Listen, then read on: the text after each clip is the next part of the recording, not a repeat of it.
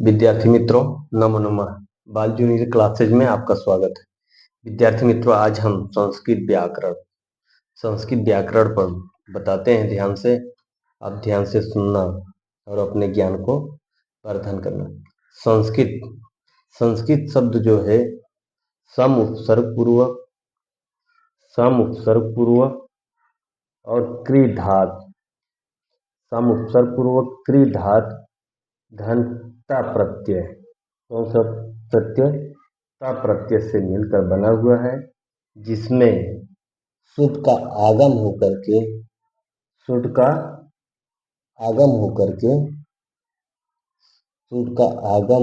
के संस्कृत शब्द का निर्माण हुआ है। किसका? संस्कृत शब्द का निर्माण हुआ है। अब रही सवाल, मैंने संस्कृत बताया। संस्कृत में हम अब पढ़ रहे हैं वर्ण विचार। क्या? वर्ण विचार। अब वर्ण विचार में हमने क्या पढ़ेंगे? स्वर और व्यंजन। क्या पढ़ेंगे? स्वर और व्यंजन। स्वर और व्यंजन को हमने सामान्यतः संस्कृत में कितने होते हैं?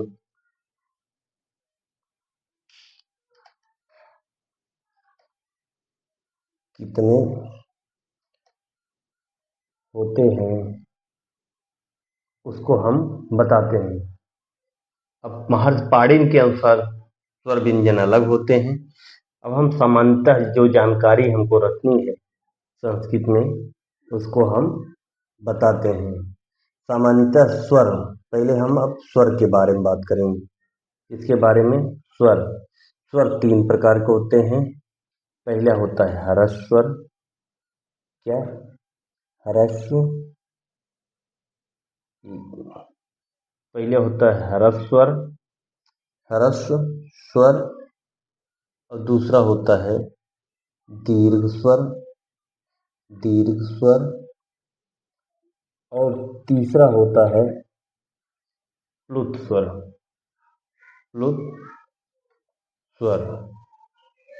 कौन सा स्वर? प्लुत स्वर। अब इतना हम जाने, ह्रस्व स्वर, इसमें उच्चारण काल एक मात्रा का समय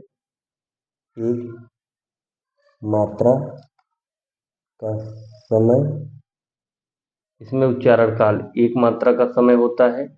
इसमें उच्चारण काल 2 मात्रा का समय लगता है। 2 मात्रा का समय लगता है, और इसमें 3 मात्रा काल का समय लगता है। 3 मात्रा काल का समय लगता है।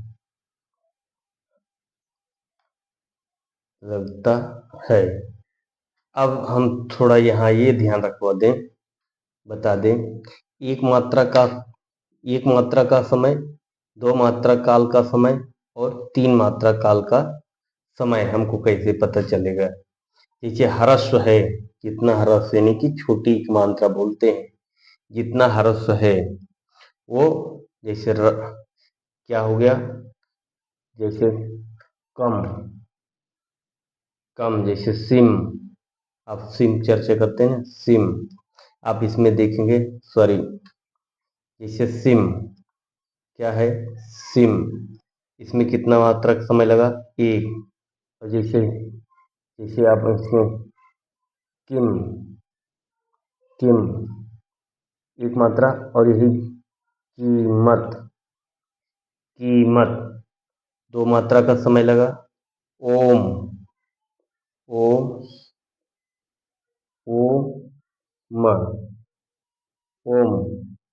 इसमें कितने मात्रा का समय लगा? 3 मात्रा का। ओम। इस प्रकार से हम क्या करते हैं, आपको बताया, 1 मात्रा, 2 मात्रा और 3 मात्रा का समय। अब हम अपने टॉपिक पर वापस आते हैं। किसका? सामान्यतः संस्कृत में स्वर कितने होते हैं। अब जब 3 प्रकार के हैं तो स्वर भी 3 प्रकार के होंगे। ह्रस्व स्वर कितने होते हैं, अपभ्रंश स्वर कितने होते हैं, हम उसके बारे में जानते हैं। ह्रस्व स्वर, ह्रस्व स्वर कितने प्रकार के होते हैं, 5 प्रकार से। वो कौन कौन से हैं उसको बताते हैं। आ, ई, उ, आ, ई, उ, री और ले। ये क्या है हमारा 5 प्रकार के क्या है ह्रस्व स्वर और दीर्घ स्वर। अब हम दीर्घ स्वर, दीर्घ स्वर के बारे में देखते हैं। दीर्घ स्वर कितने होते हैं, 8। कितने होते हैं, 8। दीर्घ स्वर कितने होते हैं, 8। कौन कौन से हैं, हम उसको लिखते हैं। जैसे आ, ई, उ, री और ली का दीर्घ नहीं होता है। यह हमेशा क्वेश्चन में हमेशा पूछा जाता है। कितने हो गए, 4 हो गए। आ, ई, उ और री, ई, ऐ, ओ, औ। ई, ऐ, ओ, औ। ये हमारा क्या हो गया, दीर्घ स्वर हो गया। अब प्लुत स्वर कितने होते हैं, प्लुत स्वर जिसका 2 मात्रा से अधिक समय लगता है, मैं बता देता हूँ, पर उपयोग नहीं होते हैं। प्लुत स्वर 9 होते हैं। प्लुत स्वर 9 होते हैं। प्लुत स्वर 9 होते हैं। हम यहाँ नहीं बताएंगे क्योंकि यहाँ आप भ्रमित पड़ जाएंगे, इसलिए आ, आ, ई, उ, री, ली, ए, ऐ, ओ, औ। और इसको ऐसे लिखते हैं, आ है तो इसके बाद इस प्रकार से हम इसको लिखते हैं। इस प्रकार से 9 होता है यहाँ प्लुत स्वर। हमको यहाँ क्या जानना है, सामान्य तौर पे संस्कृत में हमको जानना है स्वर कितने होते हैं। सामान्य तौर पे हमको ये जानना है। अब इसमें कितना है, यहाँ पे ह्रस्व स्वर, दीर्घ स्वर, ये हमारा 5, 8, 13, 5, 8, 13, ये हमारा क्या हो गया, स्वर। 5, 8, 13 स्वर हो गए। अब प्रश्न उठता है, आपको मालूम भी होगा, अं और अह ये क्यों नहीं गिना गया। अं, अह ये अयोग वाह है, अयोग वाह, अयोग वाह है। ये मित्रों क्या है, अयोग वाह है। क्यों अयोग वाह है, ना तो इनका स्वर में गिनती होता है, ना तो इनका व्यंजन में गिनती होता है। तो प्रश्न होता है संस्कृत में अयोग वाह कितने होते हैं। संस्कृत में 4 प्रकार के अयोग होते हैं। संस्कृत में कितने होते हैं, संस्कृत में कितने अयोग होते हैं, 4। कौन कौन से हैं, एक अंग है, एक अ है, एक सॉरी एक प और फ। अब इसके आगे एक ऐसे चिन्ह लगा हुआ, ये चिन्ह क्या है, जैसे एक आप 0 2 बना दो और ऊपर से थोड़ा मिटा दो, इसको क्या बोलते हैं, अयोगवाह। ये सब क्या है, अयोगवाह। अब संस्कृत में अयोगवाह 4 माने जाते हैं। और हिंदी में अयोगवाह की संख्या, हिंदी में अयोगवाह की संख्या कितनी है, 2 है। कौन है, अं, अह, ये 2 हिंदी में होते हैं। अब हम यहाँ एक चीज और समझते हैं कि हिंदी और संस्कृत में अब स्वर समझ गए, अब हम मात्रा भी लगे हाथ समझ लेते हैं। मात्रा, स्वर मात्रा, आक मात्रा, छोटी इक मात्रा, बड़ी इक मात्रा, छोटा उक मात्रा, बड़ा उक मात्रा, एक मात्रा, एक मात्रा है, ओक मात्रा, औक मात्रा, अंक मात्रा, आहक मात्रा, अंक मात्रा, आहक मात्रा। 1 2 3 4 5 6 7 8 9। कितना है? 9। ये 10 11। इसको अयोगवाह मानने के कारण हम इसको हटा देंगे। ये अयोगवाह है। क्या है? अयोगवाह है, इसलिए इसको मात्रा में हम नहीं गिनते हैं। अब इसकी संख्या कितनी हो गई? 9। कितनी हो गई? 9। और यही चीज महर्ष पाणिनि के अनुसार, महर्ष महर्ष पाणिनि के अनुसार महर्ष पाणिनि के अनुसार जब हम पढ़ेंगे के अनुसार अच प्रत्याहार के अंतर्गत, किसके? अच प्रत्याहार के अंतर्गत अच प्रत्याहार के अंतर्गत अच प्रत्याहार के अंतर्गत स्वर की संख्या कितनी होती है? स्वर की संख्या 9 मानी जाती है। वो कौन कौन सा है? आ ई उ, आ ई उ, री, लृ, ए, ऐ, ओ, औ। कितना हो गए? 1 2 3 4 5 6 7 8 9। यही हमारा स्वर है। स्वर। अब विद्यार्थी मित्रों, हमने आपको स्वर को बहुत अच्छे से बताया। ये सामान्य तौर पे हमने संस्कृत में बताया, और ये महर्ष पाणिनि की हमने बाद में आपको बताते हैं उनके अनुसार क्या होता है क्या। अब हम सामान्य तौर पर हम व्यंजन को पढ़ते हैं। अब विद्यार्थी मित्रों, जब प्रश्न बनता है स्वर से, हम उसको आपको बताते हैं। स्वर, अभी तक हमने स्वर बताया था। अब स्वर में ह्रस्व स्वर कितने होते हैं? ह्रस्व स्वर कितने होते हैं? एक बार उसको बता देते हैं, क्योंकि हमेशा प्रश्न पूछा जाता है। ह्रस्व स्वर कितने हैं? 5। कौन कौन से हैं? ह्रस्व स्वर को मूल स्वर भी कहते हैं। ह्रस्व स्वर को, ह्रस्व स्वर बोलो, या अथवा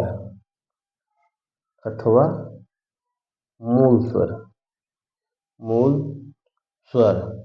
ह्रस्व स्वर अथवा मूल स्वर, इसको किसी भी नाम से बोला जा सकता है। तो कौन कौन से ह्रस्व स्वर अथवा मूल स्वर? अ, ई, उ, अ, ई, उ, री, अ, ई, उ, री और लृ। ये हमारा क्या हो गया? ह्रस्व स्वर हो गया और मूल स्वर। अच्छा, यहाँ एक प्रश्न और होता है, आया हुआ है परीक्षा में, कि किस स्वर का दीर्घ नहीं होता है? ये अपना लृ का दीर्घ नहीं होता है। ये हमेशा ह्रस्व में ही रहता है।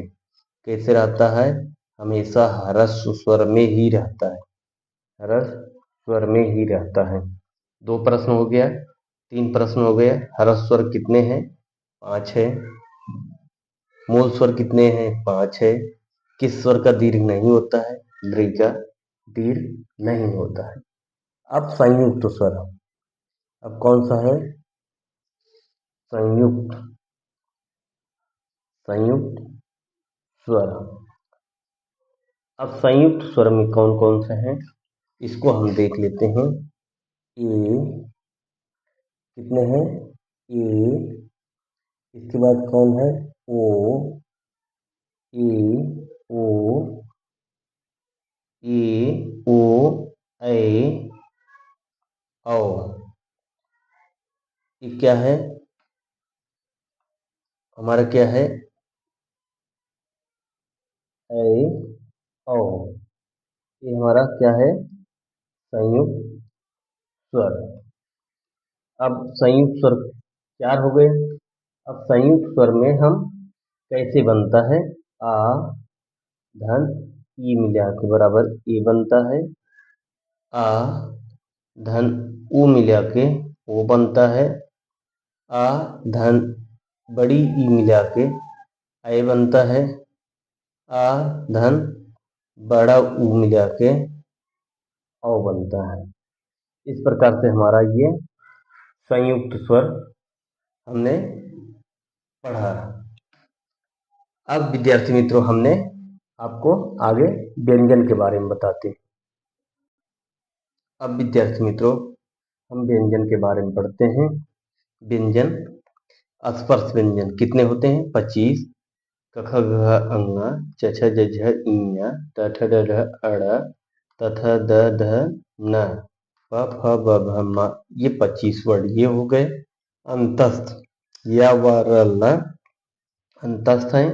उस व्यंजन स ख स ह। और फिर संयुक्त व्यंजन कितने? 3। संयुक्त व्यंजन कौन कौन से है? अब ये संयुक्त व्यंजन है छ त्रंग ज। हमारी ये 3 संयुक्त व्यंजन हो गए। 4 ये और 4 उष्म व्यंजन और 4 अंतस्थ व्यंजन। कितने? 4 अंतस्थ। अंतस्थ ये लिखा हुआ है। 4 ये 8 3 11 3 11 ये कितने हो गए? 11 और 11 और 25 स्पर्श कितने हो गए? 6 5 6 और 2 1 3। ये कितने हो गए हमारे? 36 अक्षर। कितने हो गए? 36 अक्षर ये हो गए। और 13 अक्षर हो। 36 और 13 36 और 13 कितने हो गए? 6 3 9 और 3 1 4 49 अक्षर ये हमारे स्वर व्यंजन हुए। इसमें आप 49 4 53 4 हम अयोग वाह को जोड़ लेंगे। अयोग वाह को जोड़ेंगे तो कितना हो जाएगा हमारा? ये 53। कहीं कहीं 52 भी मिलेगा और कहीं कहीं 53 भी मिलेगा। हमारे सामान्य संस्कृत में कितने स्वर और व्यंजन होते हैं? सब मिला के 33 होते हैं। विद्यार्थी मित्र इस प्रकार से हमने एक वीडियो में आपको सामान्यतः संस्कृत में स्वर कितने होते हैं, व्यंजन कितने होते हैं और इसके अलावा प्रश्न कहाँ कहाँ से बनते हैं अभी स्वर में भी बताया। अब हम संस्कृत में बताते हैं कि ऐसा पूछा जाता है अंतस्थ व्यंजन कितने होते हैं, अंतस्थ व्यंजन कौन कौन से हैं, स्पर्श व्यंजन कौन कौन से हैं, स्पर्श व्यंजन की संख्या कितनी है। ये जितने दिख रहे हैं यहाँ से लेकर यहाँ तक अब क्या हो गए? स्पर्श व्यंजन हो गए। अब ऊष्म व्यंजन कौन कौन से हैं, कितने होते हैं उस व्यंजन की संख्या, और संयुक्त व्यंजन कितने होते हैं, संयुक्त व्यंजन की संख्या कितनी होती है। इस प्रकार से तमाम प्रश्न पूछे गए हैं स्वर और व्यंजन से। अब उम्मीद है आपको बहुत अच्छे से समझ में आया होगा। अब एक वीडियो में हम महर्षि पाणिनि के अनुसार स्वर और व्यंजन आपको बताएंगे विद्यार्थी मित्रों। अब हम आपसे लेते हैं विदा। तब तक के लिए नमो नमः।